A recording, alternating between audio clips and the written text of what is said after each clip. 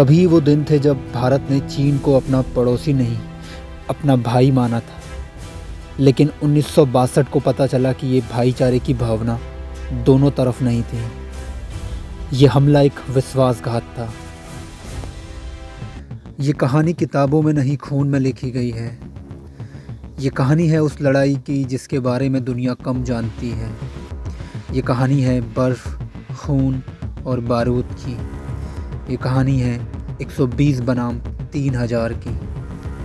दोस्तों, आज हम बात करेंगे 1962 के भारत चीन युद्ध की, उस लड़ाई की जिसे इतिहास ने नाम दिया 120 बहादुर, बैटल ऑफ रजांगला।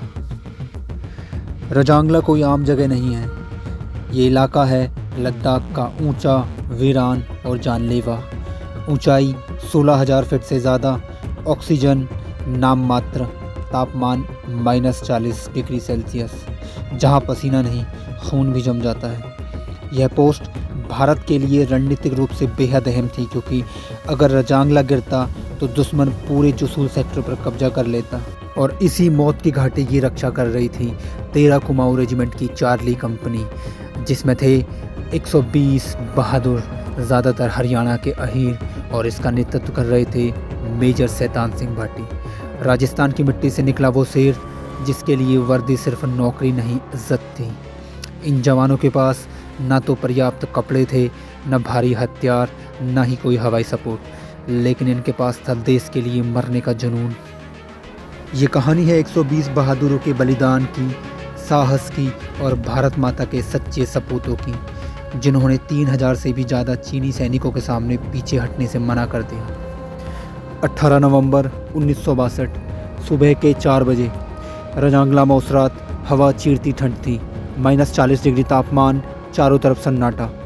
भारतीय जवान अपने स्टोन बंकर और ट्रेंच में तैनात थे। हर पोस्ट को इस तरह बनाया गया था कि सामने से आने वाले दुश्मन पर सीधी फायरिंग हो, एक पोस्ट दूसरी पोस्ट को कवर करे। यह डिफेंस इन डेप्थ था। लेकिन समस्या थी कम गोला बारूद, कोई आर्टिलरी सपोर्ट नहीं, रेडियो कनेक्शन भी सीमित। फिर भी आदेश साफ था, रजांगला किसी भी कीमत पर गिरना नहीं चाहिए। मेजर शैतान सिंह का कहना साफ था, मैं बिना लड़े हार नहीं मान सकता। पहला हमला, मानव लहर।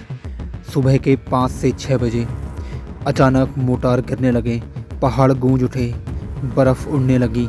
चीनी सेना ने ह्यूमन वेव अटैक किया।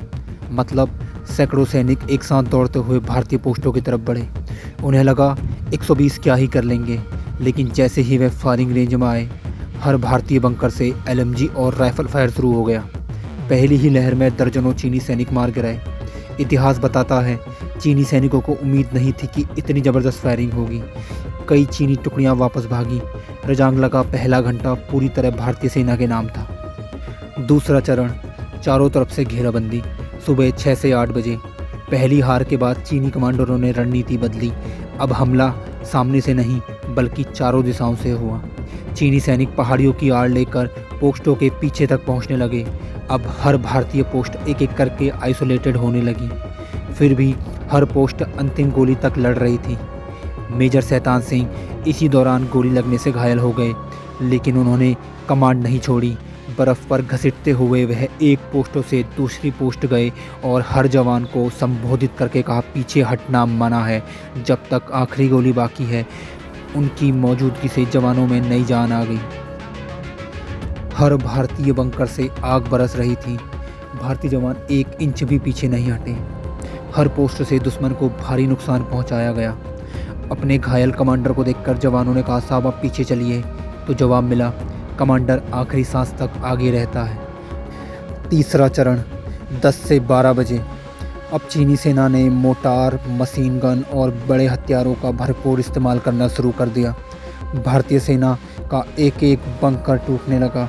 कई जवान बर्फ़ में दब गए, लेकिन फिर भी फायरिंग जारी रही। यहाँ एक सच्चाई सामने आई, चीनी सेना को हर एक पोस्ट लेने में दर्जनों सैनिक खोने पड़े। हमले का आखिरी चरण, जब गोलियां ख़त्म हो गई, दोपहर के बाद। अब कुछ पोस्टों पर गोला बारूद ख़त्म हो चुका था, लेकिन लड़ाई ख़त्म नहीं हुई थी। भारतीय जवानों ने बंदूक के कुंडे, पत्थर जो हाथ में आया उससे दुश्मन पर हमला किया। अब ये गन फाइट नहीं, आमने सामने मौत की लड़ाई थी। बाद में मिले चीनी दस्तावेज बताते हैं उन्हें उम्मीद नहीं थी कि भारतीय सैनिक आखिरी दम तक लड़ेंगे। रजांगला में चीनी सेना को भारी नुकसान हुआ।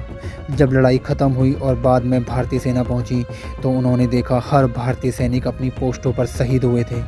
किसी की भी पीठ दुश्मन की तरफ नहीं थी। कई चीनी सैनिक पोस्टों के सामने गिरे थे।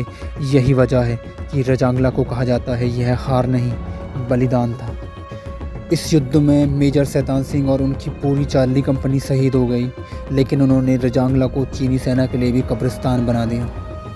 मेजर शैतान सिंह को मरणोपरांत परमवीर चक्र से सम्मानित किया गया। 120 बहादुर जवान भारतीय सेना का गौरव बने।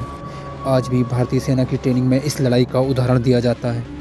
दोस्तों, अगर कोई कहे 1962 में भारत हार गया था तो गर्व से कहना रजांगला में भारत ने इतिहास रचा था। वो 120 बहादुर आज भी हर भारतीय सैनिकों की रगों में दौड़ते हैं। उन 120 बहादुरों को कोटि कोटि नमन। जय हिंद, वंदे मातरम।